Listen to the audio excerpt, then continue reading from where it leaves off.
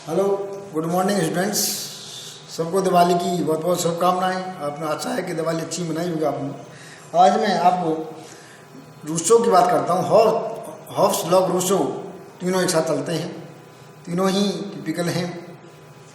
अगर आप इनको अच्छी तरह समझते हैं और क्लियर करते हैं तो तीनों अलग अलग हो जाते हैं। तीनों इंटरेस्टिंग हैं, तीनों का अलग अलग कंसेप्ट हैं, तीनों की अलग अलग बात है। तो आज हम ये पार्ट थर्ड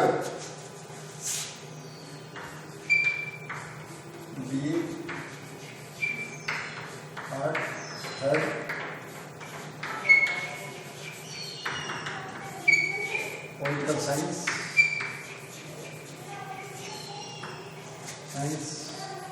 डेट है आज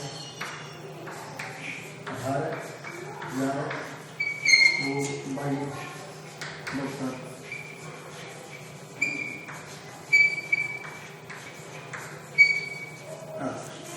आज हम बात करते हैं रूसो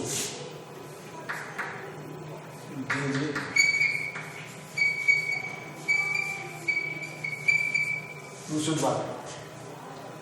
रूसो एक ऐसे विचारक है, इस समुदायवादी विचारकों में रूसो एक ऐसा विचारक है जो पूर्ववर्ती हॉब्स और लॉक दोनों से अलग है।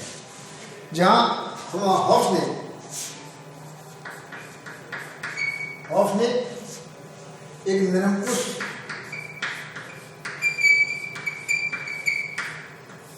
निरंकुशवाद का समर्थन किया, निरंकुशवाद का समर्थन किया।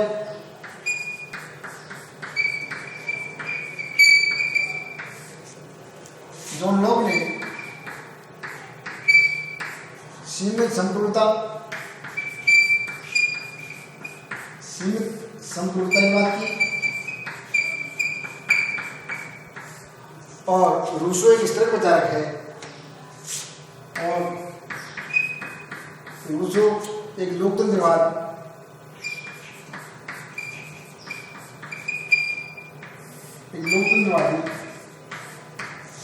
या ये कहूँ एब्सोल्यूट सॉवरेनिटी की बात करता है। ये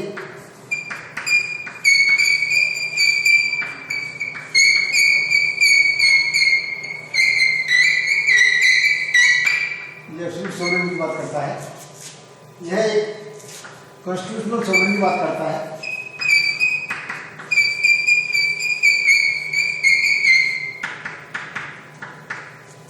कॉन्स्टिट्यूशनल सॉवरेनिटी की बात करता है,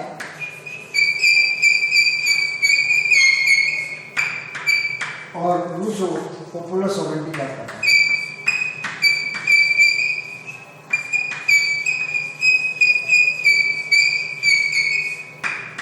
और रूसो पॉपुलर सॉवरेनिटी की बात करता है। रूसो के दर्शन में हमें लोकतंत्र के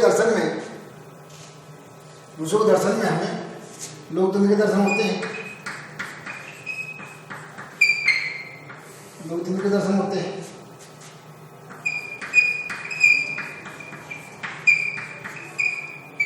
समाजवाद के दर्शन होते हैं।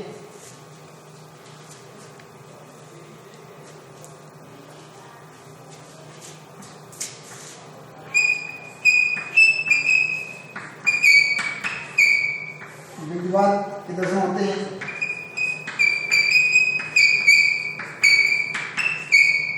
और निरंकुशवाद के दर्शन होते हैं। रूसो एक ऐसा विचारक है, इसके राजनीतिक विचारों में हमें लोकतंत्र के दर्शन होते हैं, समाजवाद के दर्शन होते हैं, व्यक्तिवाद के दर्शन होते हैं, और निरंकुशवाद के दर्शन होते हैं। इस तरह यह माना जा सकता है रूसो के विचारों में हमें इन सब का भी देखने को मिलता है। सामाजिक समझौता सिद्धांत के प्रवर्तक हॉब्स, लॉक, रूसो के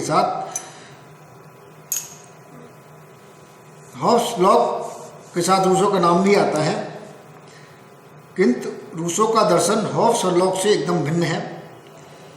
जहाँ हम हॉब्स के दर्शन में निरंकुश स्वरूप का प्रतिपादन करता है और लॉक सीमित संपूर्णता के सिद्धांत का उद्घाटन करता है, वहाँ रूसो का नाम लोकतंत्रवादी चिंतन के साथ जुड़ जाता है। उसके विचारों का भी प्रभाव रहा है, और फ्रांस में क्रांतिकारियों को प्रेरणा मिली, और फ्रेंच क्रांति के साथ रूसो का नाम भी जुड़ जाता है। रूसो ने अपनी रचना सोशल कॉन्ट्रैक्ट में एक उल्लेखनीय विचार दिया है और इस ग्रंथ में सामान्य इच्छा के सिद्धांत का प्रतिपादन किया है। वास्तव में रूसो के राजनीतिक चिंतन में व्यक्तिवाद, समाजवाद, निरंकुशवाद, लोकतंत्र संबंधी विचारों का एक साथ दिखाई देते हैं। रूसो को स्वतंत्रता और लोकतंत्र का अग्रदूत कहा जाता है। राजनीतिक विचारों के इतिहास में समानता और सामान्य व्यक्ति के विकास की भावना से कोई विचारक घनिष्ठ रूप से संबंध नहीं रहा जितना कि रूसो रहा। रूसो का ये अमर वाक्य है, मनुष्य स्वतंत्र उत्पन्न हुआ है और सर्वत्र वह जंजीरों में जकड़ा हुआ है। आज वह स्वतंत्रता का सिद्धांत का सिंगनाद करते हैं। तो जो रूसो की जो बात करते हैं, रूसो की जो पुस्तकें जो हम बात करते हैं, रूसो की 3-4 पुस्तकें मान जाती हैं।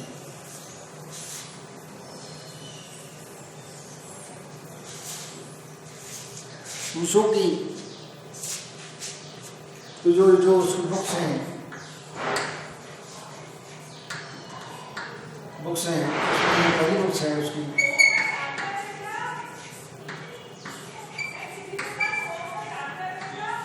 सोशल कॉन्ट्रैक्ट और दूसरी है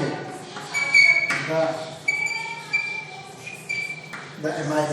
ये रूसो की एक प्रसिद्ध बुक के रूप में इसको मानते हैं। रूसो की जो सबसे मजबूत और जो सबसे बड़ी जो धारणा है और जो सिद्धांत है, जो अवधारणा है, वो है इसका, वो है जन्म का सिद्धांत दिया है।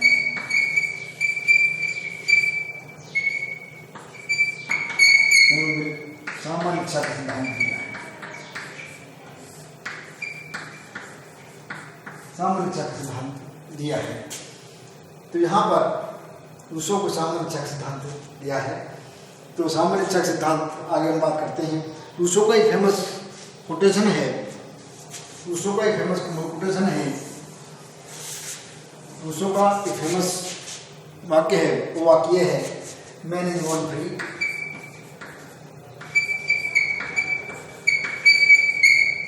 फ्री बट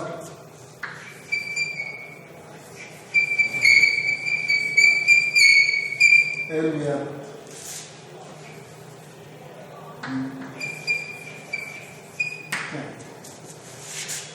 मनुष्य स्वतंत्र पैदा हुआ है। मनुष्य स्वतंत्र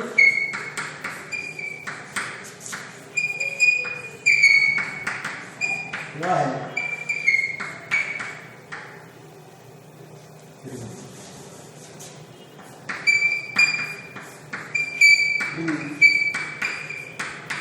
चारों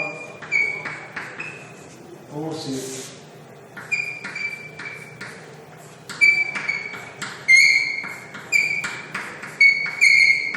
इंद्रियों में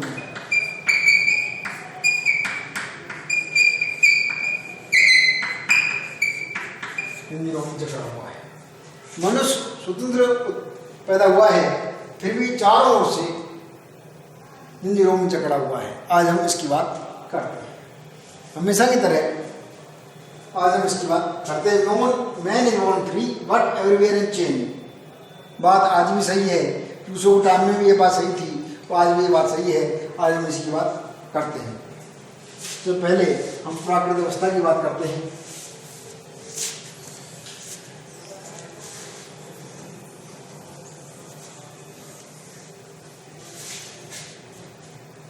हमेशा की तरह हम प्राकृतिक अवस्था की बात करते हैं। उसके अंदर मानव स्वभाव कैसा है,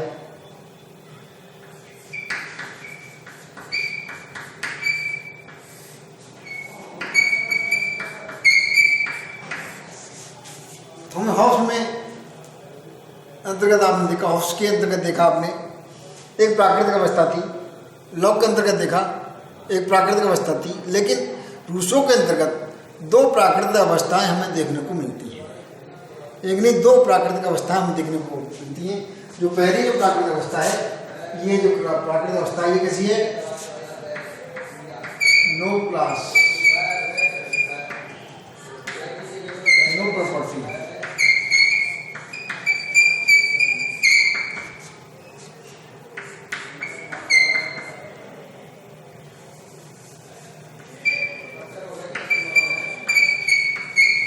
नो टेंशन,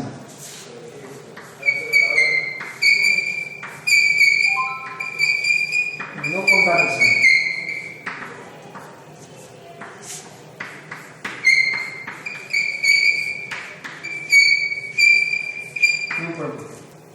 पहले जो प्राकृतिक अवस्था थी उसमें कोई वर्ग, समाज में कोई वर्ग नहीं था, सब समान थे, सब समान थे। वहां पर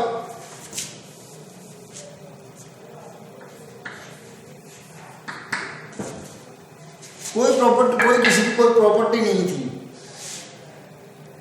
कोई टेंशन नहीं था, no tension, no property, no tension, no contradiction, कोई अत्र विरोध, चालाकी, झूठ चालाकी, ऐसा कुछ नहीं था। नो स्टेट की कोई जरूरत ही नहीं थी। तो क्या था, जो समय था वो था।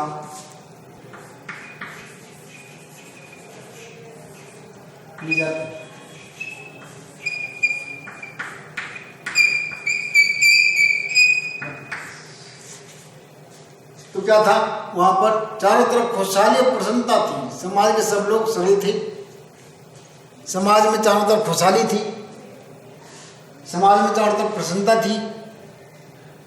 इस तरह की उनकी प्राकृतिक अवस्था थी। तो इस अवस्था का जो मानव था,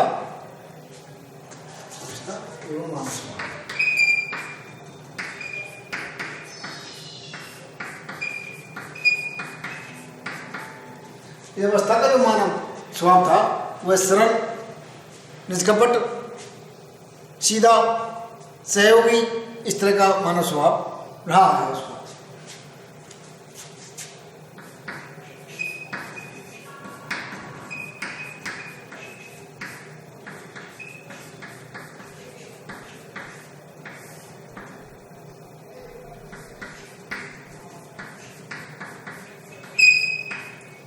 सहयोगी, इस तरह का मानव स्वभाव रहा है कि वो उस अवस्था में मानव सरल है, सीधा है, निष्कपट है, सहयोग है और सब शांतिपूर्ण से तो समाज का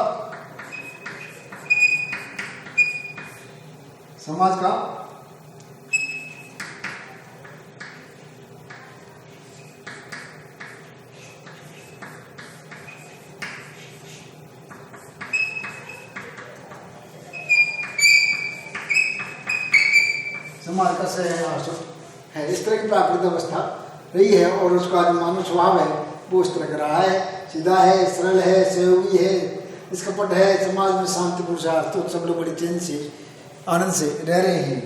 अब समस्या तब आती है जब ऑन द इमरजेंस ऑफ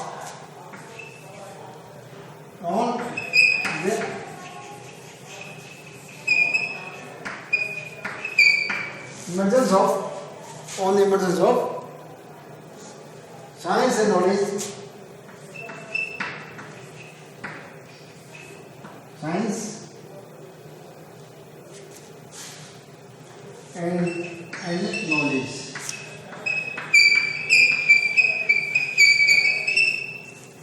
ज्ञान विज्ञान के विकास उदय होने पर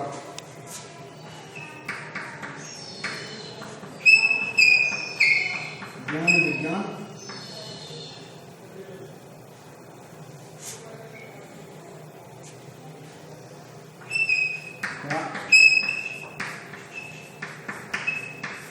विकास या उदय होने पर,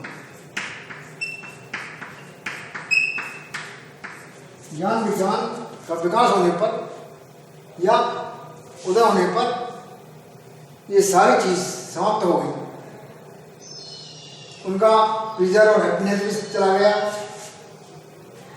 उनकी जो खुशहाली थी वो भी चली गई, उनकी जो प्रसन्नता थी वो भी चली गई। तो अब प्राकृतिक अवस्था क्या हो गई, प्राकृतिक अवस्था हो गई वो ये हो गई। अब यहाँ पर क्या आ गया, क्लास भी आ गई, यहाँ पर क्या आ गया, क्लास भी आ गई, स्टेट भी आ गया,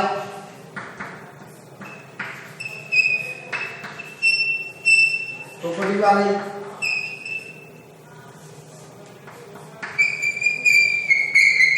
टेंशन भी आ गया और कॉन्फ्लिक्ट भी आ गया।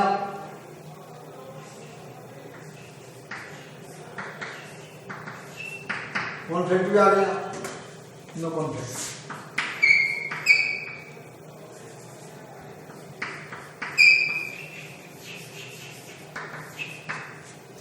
No conflict. तो वहां पर कॉन्फ्लिक्ट भी आ गया, टेंशन भी आ गया, प्रॉपर्टी भी आ गई, क्लास भी आ गई, स्टेट भी आ गया। कहने का मतलब यह है ज्ञान विज्ञान को होने के बाद मानव की प्रसन्नता छिन गई, मानव की खुशहाली छिन गई और समाज में संघर्ष आ गया, समाज में वर्ग विभेद आ गया, राज्य आ गया, प्रॉपर्टी आ गई और टेंशन आ गया, समाज में टेंशन आ गया। ये रूसों की एक प्राकृतिक अवस्था का वर्णन इस तरह से होती है।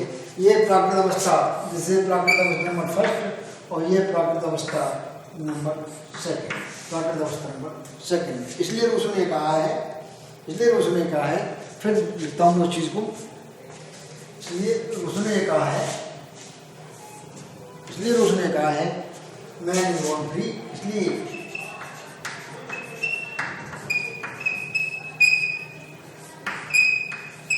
born free, but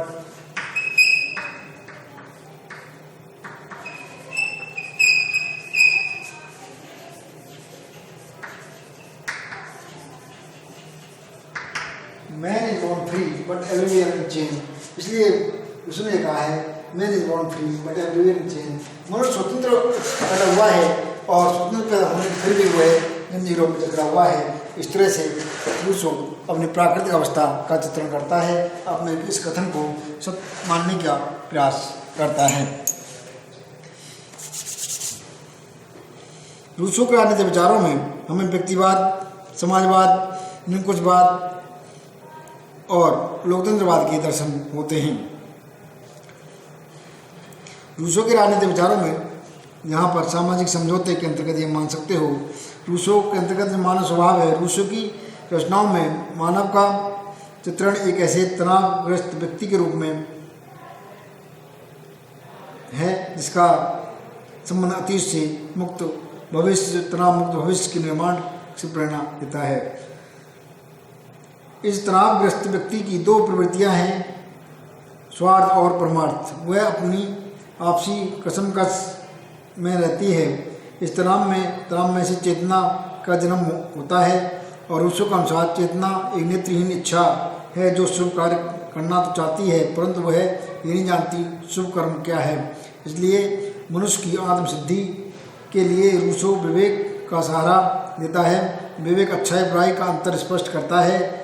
इन तथ्यों के साथ आधार पर रूसो दो प्रकार के व्यक्ति का चित्रण करता है। अप्राकृतिक व्यक्ति जिसमें स्वार्थ और परमार्थ युद्धरत है, उसकी चेतना अंधी है, विवेक पथभ्रष्ट है। ऐसा व्यक्ति लगातार भटकता रहता है और इसकी विपरीत प्राकृतिक मनुष्य का है जिसमें या तो तनाव पैदा ही नहीं होता या जिसने शक्तिशाली विवेक और अडिग चेतना के द्वारा आत्महित और परमार्थ में सामंजस्य बैठा जाता है। रूसो के अनुसार आदिम मनुष्य एक ऐसा व्यक्ति था जिसमें यह तनाव पैदा ही नहीं हुआ था। वह प्रसन्न और संतुष्ट था। पेड़ पौधे पशु पक्षियों की तरह वह पैदा होकर प्राकृतिक रूप से ही समाप्त हो जाता था। रूसो प्राकृतिक अवस्था में मनुष्य को स्वाभाविक रूप से अच्छा, सुखी, सीधा, चिंता रहित, स्वस्थ, शांति प्रेमी और एकाग्रचित्त मानता था। इस विषय में रूसो का विचार हॉब्स और लॉक से दोनों ही तरह से भिन्न है। लॉक का कहना है प्राकृतिक अवस्था में रहने वाला मनुष्य न केवल हिंसक और क्रूर था बल्कि वो कपटी भी था। दूसरी ओर लॉक ने मनुष्य को प्राकृतिक नियम और ईश्वरीय नियम से अनुशासित होने वाला माना था। रूसो प्राकृतिक दशा में नैतिकता के एक ऐसे उच्च विकास को भी असंभव मानता है। दोनों के विचारों को गलत मानते हुए रूसो ने आदिम मनुष्य को पशुतुल्य, निष्पाप, निर्दोष, स्वाभाविक रूप से अच्छा मानता है। रूसो के अनुसार सभ्यता के उदय और विकास के बाद मनुष्य की तनावग्रस्तता बढ़ती गई और रूसो के विचार से समकालीन सभ्यता एक तनावग्रस्त सभ्यता। यह मनुष्य को प्रफुल्ल चित्त रखने वाला भाग नहीं बल्कि एक कैद है। इसलिए मनुष्य की इच्छा है वह ऐसी सभ्यता का निर्माण करे जो प्राकृतिक मनुष्य की सभ्यता हो और उसे और स्वार्थ और परमार्थ की चेतना विवेक के अनुसार समन्वय होता हो। प्राकृतिक अवस्था के अंतर्गत मनुष्य रूसों का मानना है, प्राकृतिक अवस्था में मनुष्य प्रकृति की गोद में रहता था। उसका जीवन पशु जैसा एकांकी था। वो अपना जीवन वनों में विचरण करके बिताता था। किसी व्यक्ति का कोई घर न था, ना कोई संपत्ति थी। मनुष्य अपनी प्रकृति की सादगी और परमार्थ के जीवन की भावना के साथ उसमें सादगी से रहता था। इस अवस्था में सब समान थे और सब अपने अपने जीवन के स्वामी थे। वह कोई कलेश, द्वेष, मारपीट नहीं थी, कोई सभ्यता नहीं थी और सभ्यता की आवश्यकता ही नहीं थी। मनुष्य एकांत में सुखी बेपरवाह जिंदगी जी रहा था। ना वस्त्र धारण करने की, ना कोई भाषा का माध्यम था। इस प्रकार रूसों की प्राकृतिक अवस्था में मनुष्य एकांकी, स्वतंत्र, नैतिक अनैतिक भावनाओं से मुक्त, निस्वार्थ, संपत्ति और परिवार से रहित आदिम स्वर्ण युग का स्वर्णिम दशा में रहता था। प्राकृतिक अवस्था के व्यक्ति के लिए, जिसे रूसों ने नोबल सेवेज, आदर्श बर्बर शब्द का प्रयोग करता है, प्राकृतिक अवस्था में व्यक्ति एक भोले अज्ञानी बालक की वहाँ सादगी और परम सुख का जीवन व्यतीत करता था। रूसों के अनुसार प्राकृतिक अवस्था इमोरल नहीं हो सकती। उसमें ना सद्गुण की समस्या, ना सद्गुण की अवस्था कहा जा सकता है। वह धोखाधड़ी और युद्ध की अवस्था बिल्कुल ही नहीं थी, क्योंकि अनैतिकता का बोध तब होता है जब मनुष्य में किसी उच्च गुण के समझने की क्षमता होती है। वो उच्च गुणों का वह दिग्दर्शक करता है। धोखाधड़ी करने की प्रवृत्ति भी तब जगती है जब वह हिसाबी बुद्धि का उदय करता है। रूसों द्वारा चित्रित अवस्था ना तो हॉब्स के समान थी, सभी का सभी के विरुद्ध युद्ध, और न ही लोक की भांति शांति सद्भावना की अवस्था थी। वह ऐसी अवस्था थी जिसमें व्यक्ति पशुतुल्य अकेला जीवन जीता था। आज सभ्य और विकसित व्यक्ति की प्राकृतिक अवस्था में की तुलना करने के पश्चात ही रूसो कहता है, give us back the ignorance, innocent poverty और which only can make us happiness. तो यहाँ पर रूसो ये मानता है कि हमें हमारी खुशी लौटा दो, हमारी प्रसन्नता लौटा दो, और ये चीज़ें भी हो सकती है जब हम प्राकृतिक अवस्था में चले जाएं। इसलिए रूसो एक बात को कहता है यहाँ पर, प्रकृति की ओर लौटो। यहाँ एक बात को कहता है रूसो, क्योंकि प्रकृति में उसे खुशी मिलती है।